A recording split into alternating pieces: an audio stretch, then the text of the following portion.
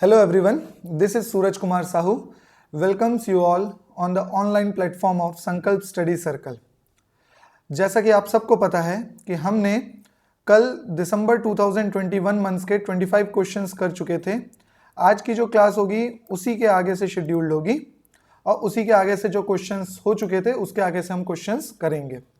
Last question जो हमने देखा था वो यही था, government of India has announced to start Shreshta scheme for which of the following category of students. ठीक है, भारत सरकार ने निम्नलिखित में से किस वर्ग के छात्रों के लिए श्रेष्ठ स्कीम शुरू करने की घोषणा की है। इसका राइट आंसर था शेड्यूल्ड कास्ट। ये क्वेश्चन हमने कल देख चुके थे, आज इसी के आगे से क्वेश्चंस कंटिन्यू करेंगे। So let's start today's session. Question number 26, The Nizamuddin Basti project supported by which state UT has received 2 UNESCO Heritage Awards? ठीक है, किस राज्य केंद्र शासित प्रदेश द्वारा समर्थित निजामुद्दीन बस्ती परियोजना को 2 यूनेस्को विरासत पुरस्कार मिले हैं? तो इसका सही आंसर बच्चों दिल्ली। ठीक है, क्या है इसका आंसर? दिल्ली। आपको बस इतना याद रखना है, देखिए हजरत निजामुद्दीन रेलवे स्टेशन पड़ता है दिल्ली में। हजरत निजामुद्दीन से याद रखोगे कि निजामुद्दीन बस्ती, वैसे बहुत बेसिक सा क्वेश्चन बन जाता है ये इसी के कारण से कि निजामुद्दीन बस्ती प्रोजेक्ट जो अवार्ड मिला है वो कहाँ से मिला है? दिल्ली से। अब दूसरा क्वेश्चन यहीं पे आता है कि ये यूनेस्को क्या है, ठीक है, और ये वर्ल्ड हेरिटेज साइट क्या है। जैसा कि मैंने कल आपको बताया था यूनेस्को का गठन कैसे हुआ था, कल की क्लास में हमने देखे थे, है ना। और मैंने ये भी बताया था कि यूनेस्को बहुत सारे अवार्ड्स देता है, उनमें से एक है वर्ल्ड हेरिटेज अवार्ड्स। कल की क्लास में मैंने ये क्लियर कर दिया था, है ना। तो आप थोड़ी सी वहाँ से यूनेस्को की हिस्ट्री देख सकते हैं और यहाँ पे हम आगे सेपरेट क्लासेस में बताएंगे कि कौन कौन से, जैसे एनवायरमेंटल अवार्ड्स अलग मिलते हैं, हेरिटेज अवार्ड्स अलग रहते हैं, वर्ल्ड हेरिटेज साइट्स अलग रहती हैं। तो ये सारे डिफ्रेंशिएशंस जो हैं यूनेस्को के वो हम सेपरेट लेक्चर्स में देखेंगे। ओके, तो अभी के लिए याद रखना, निजामुद्दीन बस्ती प्रोजेक्ट का अवार्ड जो मिला है वो किस स्टेट को मिला है, किस यूटी को मिला है, वो है Delhi. So move on to our next question. Which of the following state has launched a web portal named Hamar Apan budget? इनमें से कौन से राज्य सरकार ने, निम्नलिखित में से किस राज्य ने हमार अपन बजट नाम का वेब पोर्टल लॉन्च किया है? ठीक है, तो इसका सही आंसर है बच्चों झारखंड। क्या आंसर है इसका? झारखंड। झारखंड सरकार ने और भी बहुत सारी योजनाएं लॉन्च की हैं, जैसे सहाय योजना, आउटकम बजट, समान अभियान, सहाय योजना, सहाय योजना, आउटकम बजट,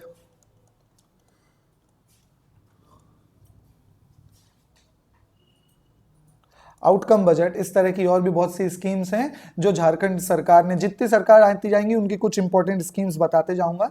हमारे अपन बजट में इन्होंने वेब पोर्टल लॉन्च किया है, बजट की सारी जानकारी वेब के थ्रू देंगे लोगों को और लोगों से सजेशंस भी मांगेगी कि भाई क्या ये बजट सही है कि नहीं, बस ये है इस चीज के पीछे का logic. So move on to our next question. Who has been appointed as the chairman of the National Highway Authority of India (NHAI)? भारतीय राष्ट्रीय राजमार्ग प्राधिकरण के अध्यक्ष के रूप में किसे नियुक्त किया गया है? सबसे पहले तो आप ये जानिए कि NHAI क्या होता है। NHAI है national highway authority of India, भारतीय राष्ट्रीय राजमार्ग प्राधिकरण। NHAI क्या करता है, जितने भी हमारे नेशनल हाईवेज हैं उनका कंस्ट्रक्शन, उनको बनाना, किस तरह से उनकी रिपेयरिंग, सारा काम कौन देखता है? NHAI। एक्सेप्ट सिर्फ एक चीज है जिसका कंस्ट्रक्शन NHAI ने देखता है, जितने भी हमारे इंटरनेशनल बॉर्डर्स हैं, ठीक है, जितने भी हमारे बॉर्डर्स हैं, तो बॉर्डर्स का कंस्ट्रक्शन जो भी होगा, रोड का कंस्ट्रक्शन होगा, चाहे रोड्स का रिपेयर करने का जो भी काम होगा, वो देखता है BRO, बॉर्डर रोड ऑर्गेनाइजेशन। ठीक है, तो बॉर्डर्स की रोड्स का मरम्मत या रिपेयर कराने का काम कौन देखता है? ब्रो, मतलब बॉर्डर रोड ऑर्गेनाइजेशन। बाकी देश भर में कहीं भी किसी भी रोड्स का कंस्ट्रक्शन, हाईवे रोड्स में से मेरा मतलब है हाईवे, स्टेट हाईवे का अलग रहता है, national highway authority of India. ठीक है, तो नेशनल हाईवे का कंस्ट्रक्शन का काम कौन देखता है? NHAI। क्लियर है यहां तक बच्चों? ठीक है, तो यहां पे क्वेश्चन है, भारतीय राष्ट्रीय राजमार्ग प्राधिकरण के अध्यक्ष के रूप में किसको नियुक्त किया गया है? तो सही आंसर है बच्चों अलका उपाध्याय। याद रहेगा NHAI अलका उपाध्याय, 5 बार बोलोगे। NHAI का अध्यक्ष कौन है? अलका उपाध्याय। NHAI अलका, NHAI में भी क्या है? 4 वर्ड्स हैं, यहाँ पे भी और यहाँ अलका में भी 4 है, तो इस तरह से याद रखोगे। NHAI का अध्यक्ष किसे नियुक्त किया गया है? Alka Upadhyay. Next question, who among the following has been honoured with the Mother Teresa memorial award 2021? निम्नलिखित में से किसे मदर टेरेसा मेमोरियल अवार्ड 2021 से सम्मानित किया गया है? सबसे पहले ये जानिए कि मदर टेरेसा मेमोरियल अवार्ड 2021 है क्या। तो जैसा कि आपको पता है कि मदर टेरेसा मेमोरियल अवार्ड जो मिलता है वो मिलता है पीस के लिए। किस चीज के लिए? पीस। पीस मतलब शांति, शांति के लिए अवार्ड दिया जाता है। ठीक है, कोई ऐसे व्यक्तियों को दिया जाता है या कोई ग्रुप को भी दिया जा सकता है, संगठन को भी दिया जा सकता है या पर्सनल किसी व्यक्ति को भी दिया जा सकता है जो अपने क्षेत्र में या किसी भी तरह से प्रमोट कर रहे हैं पीस को, इक्वालिटी को, सोशल जस्टिस, समाज में न्याय को प्रमोट कर रहे हैं। पीस, इक्वालिटी या सोशल जस्टिस, इन ग्राउंड पे अवार्ड दिया जाता है। तो क्वेश्चन है कि 2021 में अवार्ड किसको मिला है ना। ये अवार्ड हर साल दिया जाता है और इस अवार्ड की शुरुआत कब से हुई है? 2004। ये अवार्ड देने की शुरुआत कब से हुई है? 2004 से। ये याद रखिएगा कि 2004 से शुरू किया गया है। एनुअली, हर साल यह अवार्ड दिया जाता है। प्लस 2021 में अवार्ड किसको मिला है? तो यह अवार्ड मिला है अनिल प्रकाश जोशी, विद्युत मोहन, रिधिमा पांडे, तीनों को। तो हमारे पास ऑप्शन नंबर 4 है, ऑल ऑफ द अबव। तो अवार्ड किसको मिला है? ऊपर के तीनों को। एक और चीज यहीं पे ध्यान रखिएगा, जो हमारे जोशी जी हैं इनको पद्म भूषण अवार्ड भी मिला हुआ है। कौन सा अवार्ड? पद्म भूषण। इनका नाम पद्म भूषण श्री अनिल प्रकाश जोशी जी, इनको पद्म भूषण अवार्ड से भी सम्मानित हैं ये। ठीक है, और यहाँ पे क्वेश्चन है मदर टेरेसा मेमोरियल अवार्ड किसको मिला है? तो अनिल प्रकाश जोशी, विद्युत मोहन, रिधिमा पांडे, तो तीनों को ही अवार्ड मिला हुआ है। चलो क्लियर है बच्चों, याद रहेगा तीनों को अवार्ड मिला हुआ है। चलो move on to our next question. Who among the following has become the first Indian to win the title of Miss Trans Global 2021? ठीक है, मिस ट्रांस ग्लोबल, जैसे आपका मिस इंडिया होता है और मिस वर्ल्ड होता है, मिस यूनिवर्स होता है ना, तो उसी तरीके से होता है मिस ट्रांस ग्लोबल। ये होता है ट्रांसजेंडर्स के लिए। किसके लिए होता है ये? ट्रांसजेंडर्स के लिए होता है। ठीक है, तो निम्नलिखित में से कौन मिस ट्रांस ग्लोबल 2021 का खिताब जीतने वाली पहली भारतीय बनी है? तो इसका आंसर है बच्चों श्रुति सितारा। श्रुति सितारा, याद रहेगा क्या है? श्रुति सितारा। ये पहली भारतीय ट्रांसजेंडर हैं जिन्होंने ये अवार्ड जीता है, मिस ट्रांस ग्लोबल 2021। बहुत इंपॉर्टेंट क्वेश्चन हो जाता है, याद रखिएगा। गवर्नमेंट भी अब तीसरा जेंडर ऐड करने की बात कर रही है। अभी तक हमारे यहाँ 2 जेंडर होते थे, मेल फीमेल, अब यहाँ पे एक और जेंडर ऐड करने की बात हो रही है, ट्रांसजेंडर। इसलिए ये सारी चीज़ें बहुत इंपॉर्टेंट हो जाती हैं, है ना। तो आंसर क्या होगा बच्चों? श्रुति सितारा मिस ट्रांस ग्लोबल 2021 का अवार्ड जीती हैं, पहली भारतीय बन गई हैं ये अवार्ड जीतने वाली। क्लियर है? चलो move on to our next question. In which of the following cities Bharat Darshan park has been constructed? बहुत सिंपल सा आंसर है बच्चों, हमारे देश की राजधानी में ये पार्क बना हुआ है, दिल्ली में। दिल्ली में कहाँ? दिल्ली की पंजाबी बाग एरिया है, पंजाबी, दिल्ली में पंजाबी बाग, इस एरिया में बनाया जा रहा है क्या? भारत दर्शन पार्क। जैसा कि आपको नाम से ही समझ में आ गया होगा कि ये भारत दर्शन, पूरे भारत का दर्शन, मतलब जितने भी भारत में इंपॉर्टेंट टेम्पल्स हैं, कोई अच्छी अच्छी साइट्स हैं, तो ये सारी साइट्स को सबको एक जगह बनाया जा रहा है ताकि कोई भी टूरिस्ट आए तो पूरे भारत का, पूरे इंडिया का दर्शन सिर्फ इंडिया की कैपिटल में कर लें, एक ही जगह पे, है ना। तो इसीलिए इसको कहाँ बनाया जा रहा है? दिल्ली। याद रहेगा बच्चों, भारत दर्शन पार्क कहाँ बन रहा है? भारत की कैपिटल दिल्ली में। Move on to our next question. What is the name of India's first survey vessel launched by Garden Reach Shipbuilders and Engineers? बहुत इंपॉर्टेंट क्वेश्चन है। भारत का पहला, ठीक है, भारत का पहला कौन बना रहा है? Garden rich ship builders and engineers द्वारा। कौन बना रहा है, ये नाम याद रखना आपको। Garden rich ship builders and engineers द्वारा लॉन्च किए गए भारत के पहले सर्वेक्षण पोत का नाम क्या है। अभी तक जो ये पोत होते थे हम दूसरे देशों से लेते थे, अब भारत अपना पहला क्या बना रहा है, सर्वेक्षण पोत। ये सर्वेक्षण पोत क्या होता है, सबसे बड़ी बात आती है, ये है बेसिकली सर्वे के लिए, ठीक है। आपको दिख रहा होगा सर्वे वेसल, क्या है ये, सर्वे वेसल। तो जहां पे भी सर्वे करना है, ठीक है, किसी भी चीज का, जैसे मैपिंग बनानी है हमको कि हमारी इंटरनेशनल बाउंड्री लाइन कितनी है, या इस तरह के कामों में नॉर्मल शिप्स होते हैं, ये कोई स्पेशल कुछ ऐसा नहीं है, नॉर्मल शिप्स होते हैं, लेकिन बेसिकली किस काम में आते हैं, ये सर्वे के काम में आते हैं, मैपिंग के काम में आते हैं। दोनों चीज ध्यान में रखिएगा, सर्वे के काम में आते हैं, मैपिंग के काम पे आते हैं। बना कौन रहा है, बहुत इंपॉर्टेंट क्वेश्चन है, गार्डन रीच शिप बिल्डर्स। एक क्वेश्चन का एक्स्ट्रा आंसर आपको यहीं मिल रहा है, तो ये दोनों नाम आपको याद रखने हैं, garden rich ship builders and engineers, ठीक है। अब इसका आंसर क्या है, इसका आंसर है संध्याक। क्या है इसका राइट आंसर, संध्याक, याद रखिएगा, है ना। Garden rich ship builders and engineers Bharat का फर्स्ट सर्वे वेसल बना रहे हैं, भारत का पहला सर्वेक्षण पोत बना रहे हैं, जिसका नाम है संध्याक। कंफ्यूज मत होइएगा, यहाँ पे संध्या भी है, समुद्र भी है ऑप्शन में, लेकिन हमारा राइट आंसर क्या है, संध्याक। चलो, है ना, भारत का पहला सर्वेक्षण पोत संध्याक। कौन बना रहा है, garden reach ship builders and engineers, ठीक है। गार्डन रीच बना रही है भारत का पहला सर्वेक्षण पोत। Move on to our next question. Which of the following state has topped the good governance index. एक और बहुत बेहतरीन क्वेश्चन आ रहा है आपके सामने, गुड गवर्नेंस इंडेक्स 2021। सबसे पहले इसका आंसर बताने से पहले मैं पूछूंगा कि ये गुड गवर्नेंस इंडेक्स क्या है, ठीक है। तो भारत सरकार क्या करती है, गुड गवर्नेंस इंडेक्स की, कौन से राज्य में अच्छे से सरकार चल रही है, नहीं चल रही है, ये सब देखने के लिए गुड गवर्नेंस इंडेक्स लाती है, ठीक है ना। कौन लाता है, इस बार यूनियन मिनिस्टर लाते हैं इसको। कौन लाता है, यूनियन मिनिस्टर। जैसे इस बार यूनियन मिनिस्टर अमित शाह जी ने लाया है ये,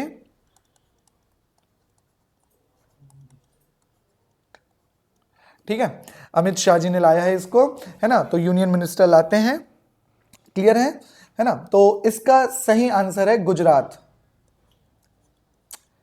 इसका सही आंसर क्या है, गुजरात। विच of the following state has top the good governance index 2021।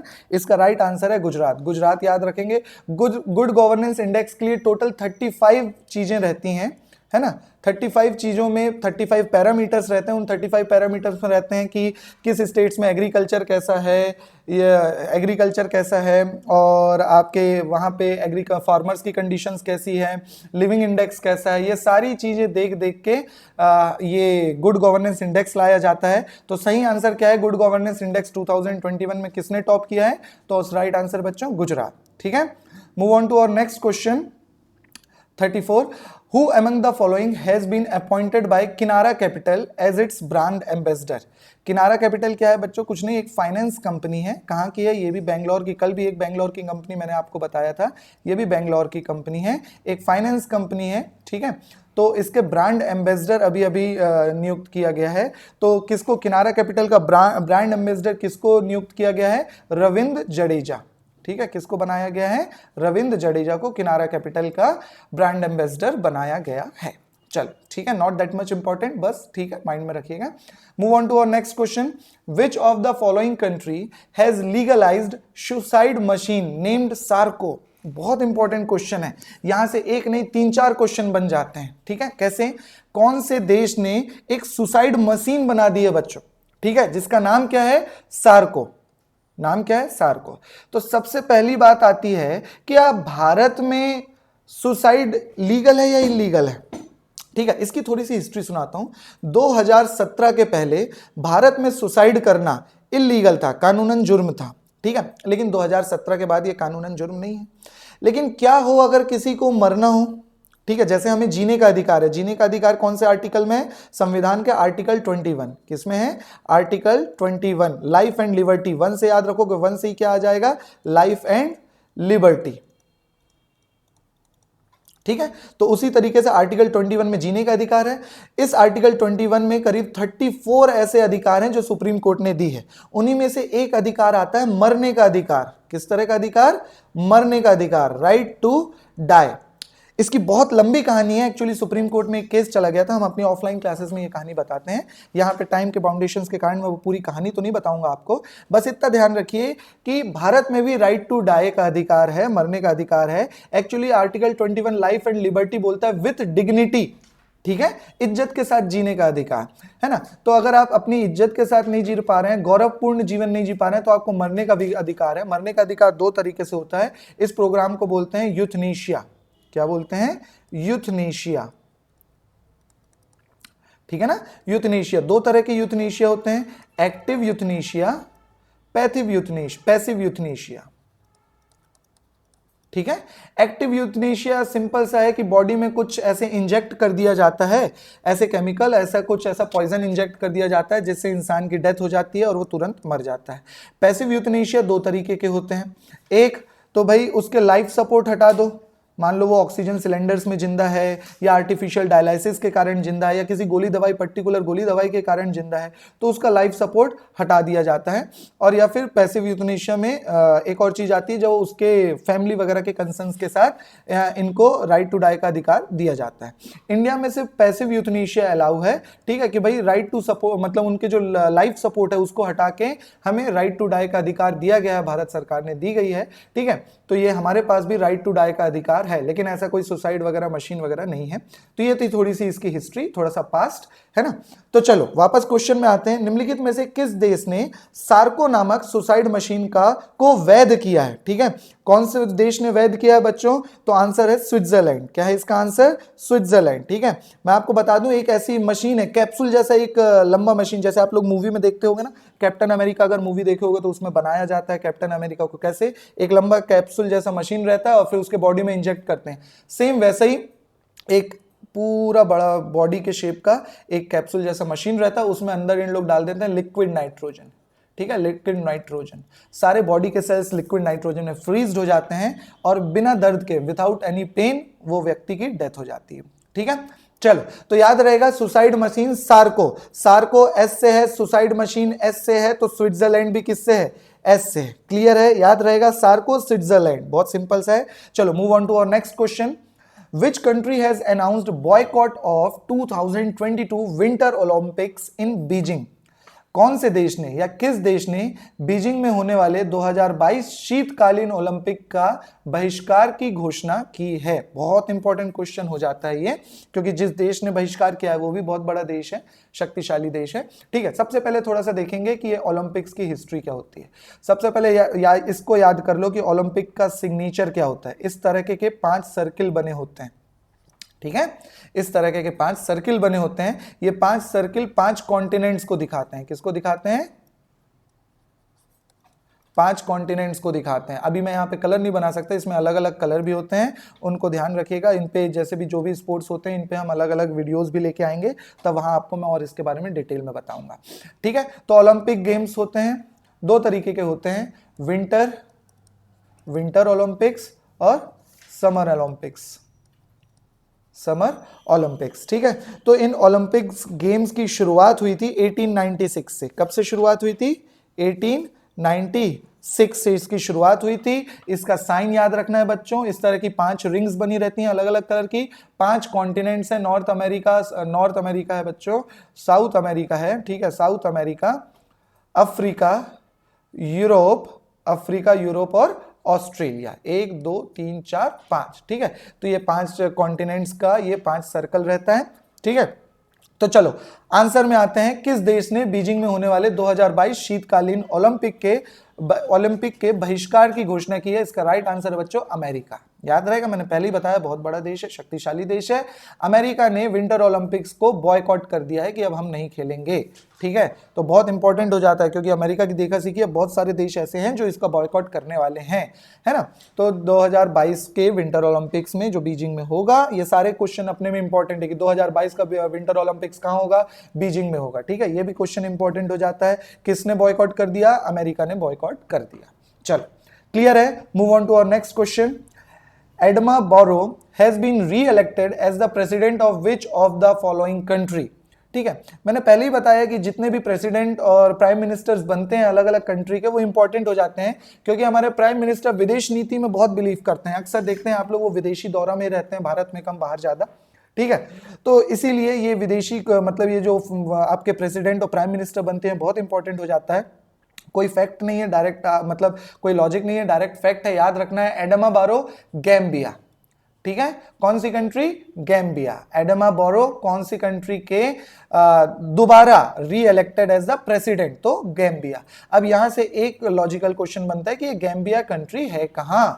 ठीक है, तो अगर आप अफ्रीका का मैप देखोगे बच्चों, अफ्रीका का मैप देखोगे, ठीक है, तो वहां आपको इस अफ्रीका के मैप में वहां आपको इस तरफ ये सेनेगल नाम की कंट्री मिलेगी। कौन सी कंट्री? सेनेगल, शायद ऑप्शन में है। हाँ, ये सेनेगल, नाइजीरिया, गैम्बिया, ये सब पड़ोसी देश हैं। ठीक है, तो यहां पे सेनेगल नाम की कंट्री पड़ेगी और सेनेगल में एक छोटी सी कंट्री मिलेगी आपको। कौन सी? गैम्बिया नाम की। कौन सी कंट्री मिलेगी? गैम्बिया नाम की कंट्री मिलेगी। क्लियर है बच्चों? ठीक है, एडमा बारो गैम्बिया 10 बार मनी मन में बोलोगे या चिल्ला के बोलोगे, चिल्ला के बोलोगे ज्यादा जल्दी से याद होगा। एडमा बारो गैम्बिया, एडमा बारो गैम्बिया। गैम्बिया कहां की, कौन से कॉन्टिनेंट में है? अफ्रीका। कौन से कॉन्टिनेंट में है? अफ्रीका कॉन्टिनेंट में। क्लियर है? So let's move on to our next question. Who among the following has won the inaugural edition of the Saudi Arabian Grand Prix? ठीक है, सऊदी अरेबियन ग्रैंड प्रिक्स का उद्घाटन संस्करण निम्नलिखित में से किसने जीत लिया है? सबसे पहले यह पता होना चाहिए कि यह सऊदी अरेबियन ग्रैंड प्रिक्स है क्या? यह एक फॉर्मूला 1 की रेस होती है बच्चों। ठीक है, फॉर्मूला 1, इसको F1 रेस भी बोलते हैं। ठीक है, F1 रेस अलग अलग कंट्रीज में होती हैं। ऐसे टोटल 28 कंट्रीज हैं जिसमें ये फॉर्मूला 1 की रेस होती हैं। अलग अलग नाम है, इसलिए ये ध्यान नहीं रखना, ये अक्सर चेंज होता है, जब मन चाहे कोई भी कंट्री इसको उठा के शुरू कर लेती है। अभी के लिए हमें इतना याद रखना है, रिसेंट में जो रेस हुई है वह सऊदी अरेबियन ग्रैंड प्रिक्स, जिसका आंसर है बच्चों लुइस हैमिल्टन। ठीक है, स्पोर्ट्स का बहुत इंपॉर्टेंट क्वेश्चन है, मैंने पहले ही बताया था कल की क्लास में कि यहीं से हमारे स्पोर्ट्स के करंट अफेयर्स भी कंप्लीट होते जाएंगे, तो ये स्पोर्ट के करंट अफेयर्स में आ जाएगा। ठीक है ना, मिसलेनियस में आ जाएंगे। Saudi Arabian grand prix, Lewis Hamilton. धीरे से मैंने आपको स्पोर्ट्स के भी वीडियो लाऊंगा जिसमें आपको सारे जो भी हमारे टेनिस के टूर्नामेंट्स होते हैं, ठीक है, Wimbledon open, Australian open, French open वगैरह वगैरह, जो सारी चीज स्पोर्ट्स की होंगी वो हम पर्सनल सेपरेट वीडियो में कवर करेंगे। अभी याद रखना है आपको, सऊदी अरेबियन ग्रैंड प्रिक्स का किताब किसने जीता है, कौन जीत लिया है? Lewis Hamilton. क्लियर है बच्चों? Move on to our next question. The book title the midway battle, बहुत इंपॉर्टेंट बुक है ये और कई एग्जाम्स में पूछने वाला है, बिल्कुल 100% पूछेगा, खासकर एसएससीज, रेलवे, हो सकता है पीएससीज में भी ये क्वेश्चन आने वाले समय आपको जरूर दिखेगा।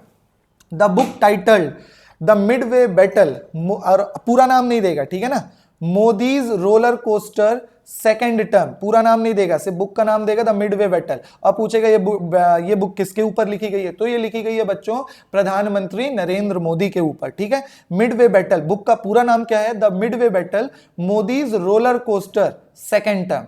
ठीक है, मोदी का रोलर कोस्टर सेकेंड टर्म जो चला है तो उसके ऊपर ये बुक लिखी गई है। क्लियर है? Is authored bye which of the following, तो ये बुक किसने लिखी है? द मिडवे बैटल, बुक का नाम है द मिडवे बैटल, पूरा नाम है Modi's roller coaster second term नामक पुस्तक निम्नलिखित में से किसके द्वारा लिखी गई है? तो बच्चों सही आंसर, इसमें कोई लॉजिक नहीं है बताने का, सही आंसर है गौतम चिंतामणि। याद रखिएगा, गौतम चिंतामणि, मतलब मोदी है तो कोई चिंता नहीं है, ठीक है ना, मोदी है तो किस बात की चिंता? तो चिंतामणि से याद रखिएगा, कोई चिंता नहीं है मोदी के रहते, तो इसलिए चिंतामणि ने लिख दी मोदी की किताब द मिडवे बैटल। याद रहेगा, मिडवे बैटल, कोई चिंता नहीं है, मोदी के ऊपर है ना, मोदी जी के ऊपर लिखी गई है, तो गौतम चिंतामणि। क्लियर है? Move on to our next question.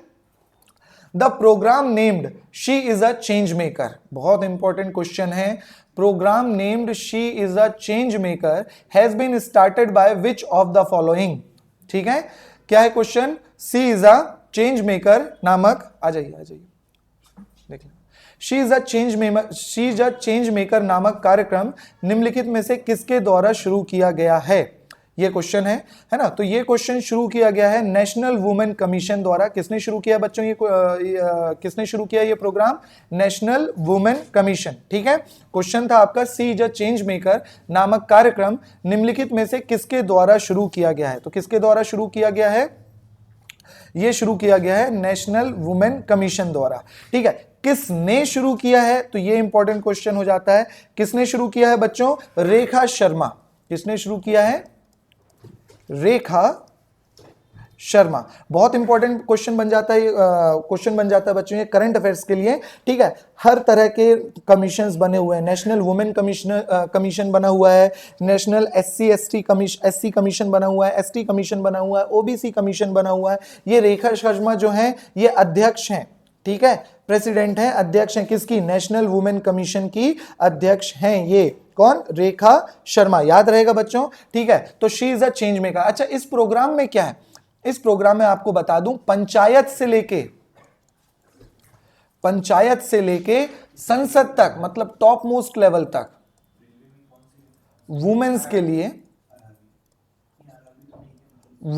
लिए स्पेशल प्रोविजंस हैं। उनको, उनके साथ कुछ गलत तो नहीं हो रहा है, या उनको सैलरी क्या है, या जो भी प्रॉब्लम्स आ रही हैं वुमेन्स से रिलेटेड, वो सारी प्रॉब्लम्स देखने का काम कौन करेगा? नेशनल वुमेन कमीशन करती है, ये तो पता ही है। तो वो सारी चीज़ों के लिए उन्होंने बनाया है। She is a change maker, मतलब वुमेन्स हैं जो सब कुछ आज के ज़माने में चेंज कर रहे हैं। और ये प्रोग्राम शी से आप याद रख सकते हो, वुमेन के लिए। तो लाया गया कौन? Women commission. क्वेश्चन ये नहीं पूछेगा, क्वेश्चन पूछेगा इन पे। रेखा शर्मा ये कौन है? इसके प्रेसिडेंट है, नेशनल वुमेन कमीशन के प्रेसिडेंट है कौन?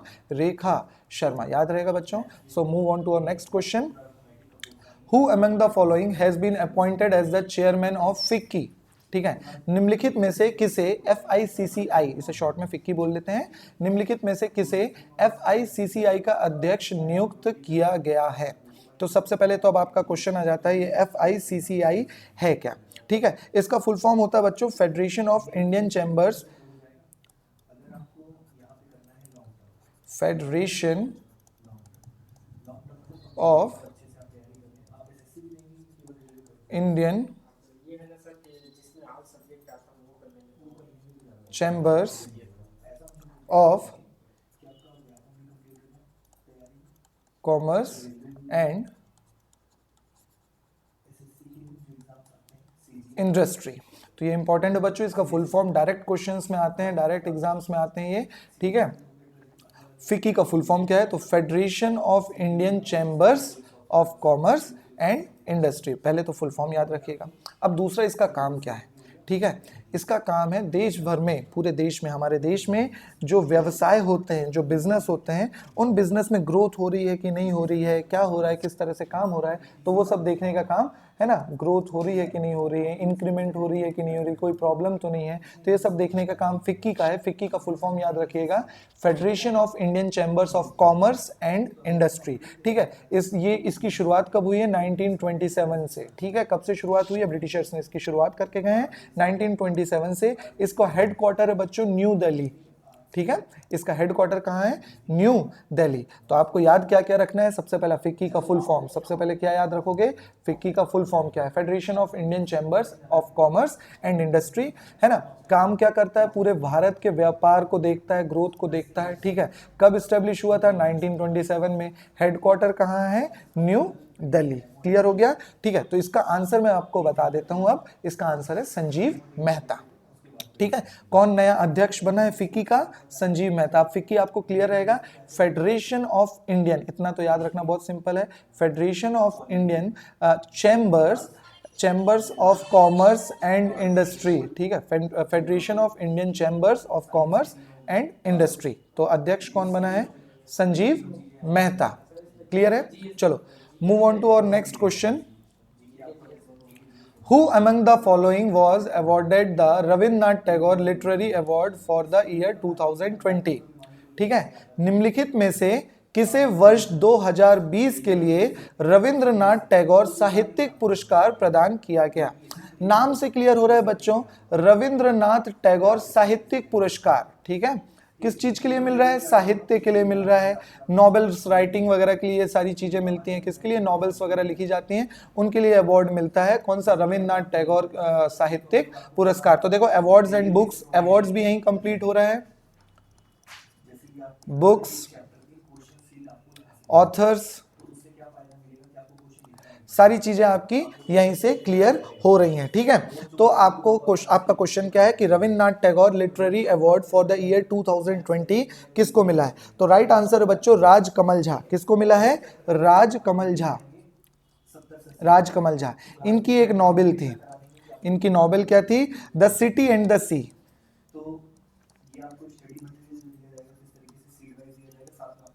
ठीक है, दोनों चीज याद रखनी है आपको। सिटी एंड द सी के ऑथर कौन है? राजकमल झा। क्यों? राजकमल झा को कौन सा अवार्ड मिला है? रविन्द्रनाथ टैगोर साहित्यिक पुरस्कार अवार्ड मिला है। क्लियर है? याद रहेगा, है ना? 5 बार इसको मन ही मन में बोलो। रविन्द्रनाथ टैगोर साहित्यिक पुरस्कार किसको मिला है? राजकमल झा। राजकमल झा को रविन्द्रनाथ टैगोर, देखो 3 टर्म में इनका भी नाम आता है, रविन्द्रनाथ टैगोर, राजकमल झा। 3 तरह से इनका भी नाम हो रहा है, 3 पार्टीशन में इनका भी नाम हो रहा है, ठीक है। तो अवार्ड मिला है। अब बुक का भी नाम आप देख सकते हो, 3 पार्ट में डिवाइड कर सकते हो, द सिटी एंड द सी। ठीक है, क्या नाम है इनकी बुक का? नॉवेल का नाम क्या है? The city and the sea. चलो याद रहेगा बच्चों, क्लियर हो रहा है। चलो move on to our next question. Kazu Valley wetland has been declared as the 16th bird sanctuary of which state? काजू वैली वेटलैंड को किस राज्य का 16वां पक्षी अभ्यारण्य घोषित किया है? इसी एक क्वेश्चन से बहुत सारे क्वेश्चंस बनेंगे। सबसे पहले क्वेश्चन आ जाता है हमारे पास कि ये वेटलैंड क्या होता है। वेटलैंड कुछ नहीं बच्चों, जैसा नाम है इसका वैसे ही काम है। वेटलैंड, वेटलैंड से आप समझ सकते हो कि कोई क्षेत्र में अगर कुछ समय तक, मतलब मान लो 3 महीने 4 महीने तक पानी भरा हुआ है, या सिर्फ रेनी सीजन में, बारिश के सीजन में बस, ठीक है, वर्षा के सीजन में बस अगर पानी भरा हुआ है ना, या साल भर भी पानी क्यों नहीं भरा हुआ है, 12 मंथ्स के लिए भी क्यों नहीं पानी भरा हुआ है, तो ऐसे दलदलीय क्षेत्र को या ऐसे गीले वाले क्षेत्र को क्या बोलते हैं? वेटलैंड बोलते हैं, ठीक है। चलो, अब ये वेटलैंड की घोषणा कौन करता है? स्टेट गवर्नमेंट करती है। बहुत सिंपल है, स्टेट गवर्नमेंट डिसाइड करती है कि हाँ भाई, हमारे राज्य का ये क्षेत्र जो है वो क्या है? वेटलैंड में आता है। क्लियर है? वेटलैंड में आता है। इस वेटलैंड होने के कई फायदे हैं। आसपास फ्लोरा एंड फौना बहुत अच्छा हो जाता है। फ्लोरा एंड फौना बहुत अच्छा हो जाता है। फ्लोरा मतलब आपके पेड़ पौधे वगैरह, ट्रीज वगैरह बहुत मिलेंगे, फौना एनिमल्स वगैरह बहुत मिलेंगे वहाँ पे, ठीक है। तो अब अपने आप में ही एक बहुत बड़ा फॉरेस्ट वाला एरिया कहला जाता है। क्लियर है?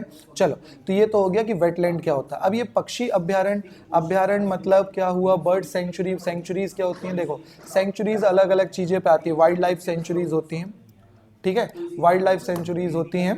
इनमें जैसे बर्ड सेंचुरीज हो गई, है ना, कई टाइगर रिजर्व्स बनाए जाते हैं, तो ये सारी चीज़ें इसी में इंक्लूडेड रहती हैं। इन 3 पे मैं अलग लेक्चर लाऊंगा आपके। Wild life sanctuaries, national park, biosphere reserves, ठीक है। ये तीनों पे क्या डिफरेंस होते हैं, इन तीनों में क्या होता है, इस पे मैं एक सेपरेट वीडियो लाऊंगा। आप लोग को पता हो नहीं पता हो कोई बात नहीं, अगर है ना पता होगा तो आप लोग कोशिश करो कमेंट्स में बताने की, ये सारी चीजें आप लोग लिख के बताना। नहीं पता है तो कोई बात नहीं, हम इन पे सेपरेट क्वेश्चन देखेंगे। ये एनवायरनमेंट का टॉपिक होता है, एनवायरनमेंट का टॉपिक है ये। क्लियर है? चलो, तो मूव ऑन टू और क्वेश्चन। 43 नंबर क्वेश्चन क्या था? काजू वैली वेटलैंड कौन से स्टेट में है? तो तमिलनाडु। इसका राइट आंसर क्या होगा? तमिलनाडु। नाम से ही आपको लग रहा होगा थोड़ा कि साउथ इंडियन में होगा। काजू वैली, तो काजू वैली से याद रखना है तमिलनाडु, ठीक है, Tamil Nadu. Move on to our next question. Which of the following space agency has launched the first laser communication relay demonstration? ठीक है, इनमें से कौन सी स्पेस एजेंसी ने हैज लॉन्च्ड, क्या लॉन्च किया है? First laser communication relay demonstration. निम्नलिखित में से किस अंतरिक्ष एजेंसी ने पहला laser communication relay demonstration launch किया है? ठीक है बच्चों, तो इसका आंसर है वर्ल्ड की सबसे टॉप मोस्ट एरोस्पेस, कौन सा है? नासा। यहाँ पे इसरो, ईएसए, जाक्सा, ये जो दिया गए हैं इन सब के फुल फॉर्म्स आते हैं बच्चों, ठीक है। तो यहाँ पे याद रखोगे आप नेशनल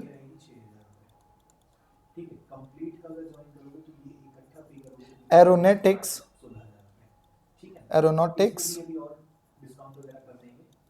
स्पेस एडमिनिस्ट्रेशन।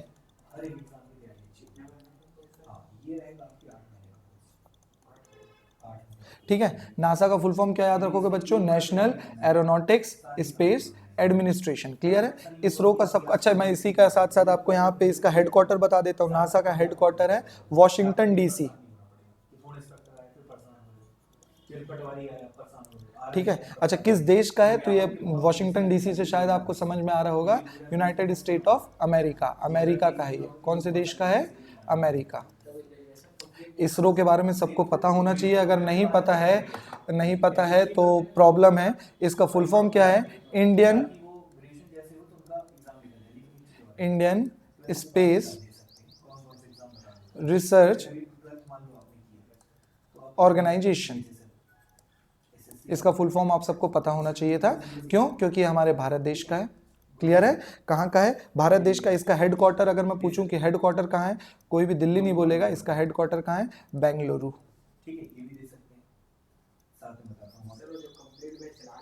ठीक है, ये कहाँ है? बेंगलुरु में। ठीक है, चलो ईएसए में बता देता हूं आपको। ईएसए का फुल फॉर्म है यूरोपियंस, ऐसे दिख ही रहा होगा, स्पेस एजेंसी।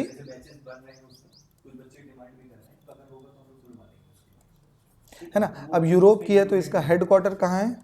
फ्रांस में, फ्रांस के पेरिस में।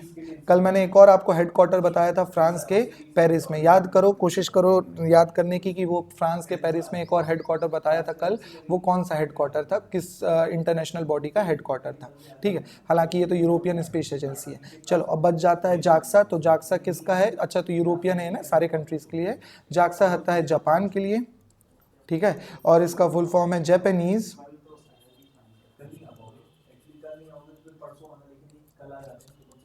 Aerospace exploration agency. ठीक है बच्चों? ठीक है, तो चलो हमने यहाँ चारों चीजों के फुल फॉर्म देख लिए। नासा का full form national aeronautics space administration, ISRO का फुल फॉर्म होता है Indian space research organisation.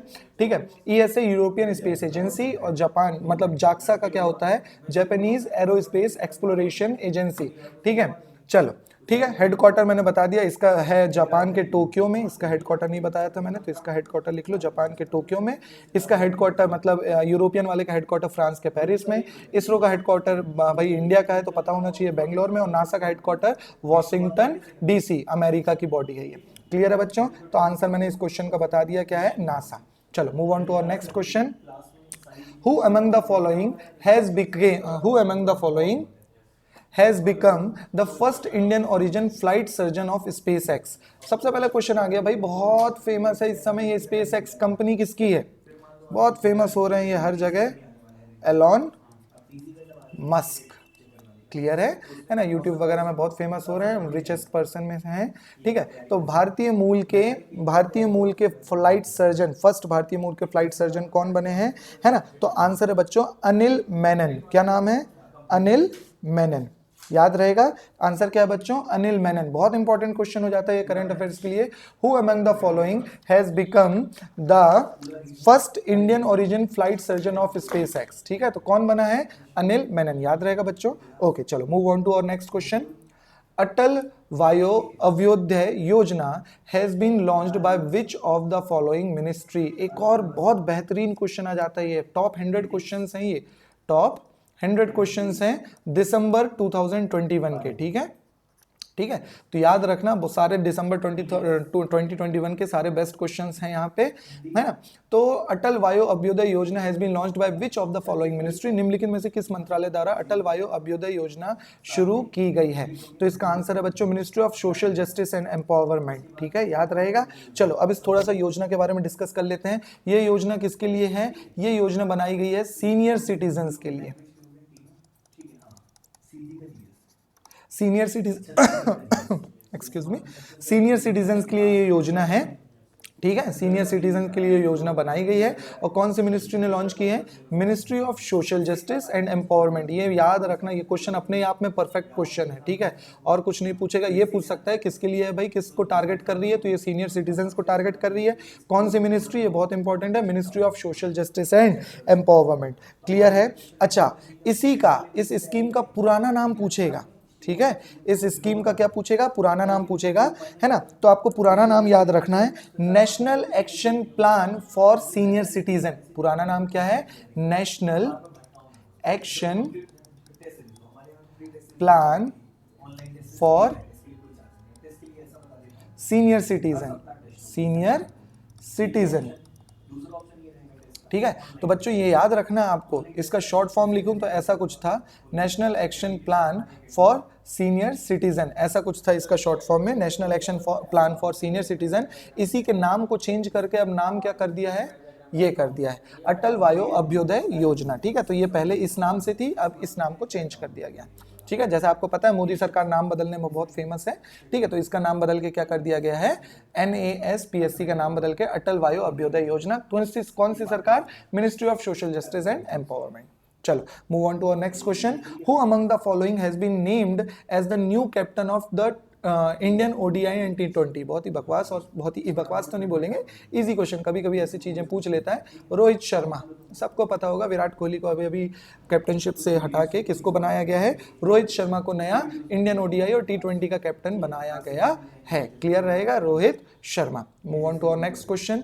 How many rivers will be linked under the Saryu Nahar national project recently launched in Uttar Pradesh by the prime minister. देखो बहुत important question आता है। सबसे पहले तो ये याद रखो, सरयू रिवर। ठीक है, अपने में एक क्वेश्चन इंपॉर्टेंट हो जाता है, अयोध्या नगरी सरयू रिवर। ठीक है, सरयू रिवर, अयोध्या नगरी जहाँ पे अभी राम मंदिर बन रहा है। ठीक है, तो वो राम मंदिर जो बन रहा है वो कौन सी नदी के किनारे है, अयोध्या जो किनारे है वो सरयू नदी के किनारे है। ठीक है, सरयू नदी किसकी सहायक नदी है, गंगा की सहायक नदी है। बहुत सारे इंपॉर्टेंट क्वेश्चन बन जाते हैं। गंगा की ट्रिब्यूटरी है, सहायक नदी मतलब ट्रिब्यूटरीज है, गंगा की ट्रिब्यूटरी, गंगा की ट्रिब्यूटरी है सरयू रिवर। कौन सी शहर है इसके किनारे, तो अयोध्या इसके किनारे है। अभी करंट अफेयर्स का क्वेश्चन बहुत सारे यहाँ से बन सकते हैं क्योंकि राम मंदिर बन रहा है अयोध्या में, तो याद रखिएगा। ठीक है, move on to our question. Saryu Nahar national project recently launched in Uttar Pradesh. तो तभी पता चल गया होगा, पता ही है अयोध्या कौन सी जगह पे है, उत्तर प्रदेश। ठीक है, तो अयोध्या जो है उत्तर प्रदेश में है, बाय द प्राइम मिनिस्टर। तो प्राइम मिनिस्टर ने Saryu Nahar national project launch किया है। वो कितने नदियों का प्रोजेक्ट है, तो आंसर है सिंपल से 5। कितनी रिवर है बच्चा, 5। कितने रिवर हैं बच्चों, 5। तो 5 रिवर कौन कौन सी हैं वो लिखोगे। सबसे पहली रिवर हो गई सरयू, कौन सी रिवर हो गई, सरयू। क्लियर है, फर्स्ट रिवर हो गई सरयू। दूसरी है घग्गर, दूसरी रिवर कौन सी है, घग्गरा। तीसरी रिवर है राप्ती, तीसरी रिवर कौन सी है, राप्ती। चौथी रिवर है रोहिणी। ठीक है, और 5वीं रिवर है बाणगंगा। ठीक है, याद रखोगे 5 रिवर कौन कौन सी है सरयू नहर नेशनल प्रोजेक्ट में। तो 5 रिवर है सरयू, घग्गर, राप्ती। आंख बंद करके मन ही मन बोलते जाओ, क्या है, सरयू, घग्गर, राप्ती, रोहिणी और बाणगंगा। याद रहेगा बच्चों, कौन कौन सी 5 रिवर है, सरयू, घग्गर, राप्ती, रोहिणी और बाणगंगा। क्लियर है, तो move on to our next question. बाकी ये सारी डिटेल भी आपको याद रखनी है। क्लियर है, चलो next question. Haiderpur wetland has been recognised as the new Ramsar site of which state. Wetland के बारे में आपको पहले भी बता चुका हूं। ठीक है, रामसर साइट्स वही है, रामसर साइट्स कन्वेंशन, आपको वही सारी चीज़ों में हम देखेंगे कि ये वेटलैंड्स क्या होते हैं, रामसर साइट्स क्या होती है। इस पे मुझे सेपरेट लेक्चर लाने हैं, मैं यहीं पे आपके लिए लिख लेता हूँ रामसर साइट्स। ठीक है, रामसर साइट्स बहुत इंपॉर्टेंट है ना, और इस पे मैं आपको डिटेल लेक्चर लाऊंगा। ठीक है, तो चलो, Haiderpur wetland has been recognised as the new Ramsar site of which state. तो याद रखोगे बच्चों, ये कौन से स्टेट के लिए है, यूपी, उत्तर प्रदेश। याद रहेगा कौन से स्टेट के लिए है, यूपी, उत्तर प्रदेश। क्लियर है, बाकी डिटेल में आपको पहले दे चुका हूं। Move on to our next question and the last for the today session. Which of the following state has pass the Atmanirbhar Krishi development scheme. Again UP, Uttar Pradesh. ठीक है, अगेन इसका आंसर क्या है, उत्तर प्रदेश। कौन सी स्कीम है, आत्मनिर्भर कृषक। इस स्कीम में एक ही चीज है, आने वाले समय में कितने 2022 के खत्म होते होते तक किसानों की इनकम को क्या कर देंगे, डबल कर देंगे। क्लियर हो रहा है, किसानों की इनकम को क्या कर देंगे बच्चों, डबल कर देंगे। 2022 तक किसानों की इनकम को क्या कर दिया जाएगा, डबल कर दिया जाएगा। कौन सी स्कीम लॉन्च हुई है, उत्तर प्रदेश में स्कीम लॉन्च हुई है, ठीक है, क्लियर हो गया है ना। उत्तर प्रदेश में स्कीम लॉन्च हुई है, कौन सी है, आत्मनिर्भर कृषक development. Okay, so that's it for the today's session. कल और आज में हमने मिला के 50 टोटल नंबर ऑफ क्वेश्चंस कितने कर लिए हैं, 50 क्वेश्चंस कर लिए हैं। कल आपके लिए फिर इसी तरीके के 25 बेस्ट क्वेश्चंस आएंगे, है ना। तो टोटल 4, परसों तक में आपके दिसंबर के करंट अफेयर्स के 100 क्वेश्चंस कंप्लीट हो जाएंगे। क्लियर है बच्चों, चलो गुड बाय, टेक केयर।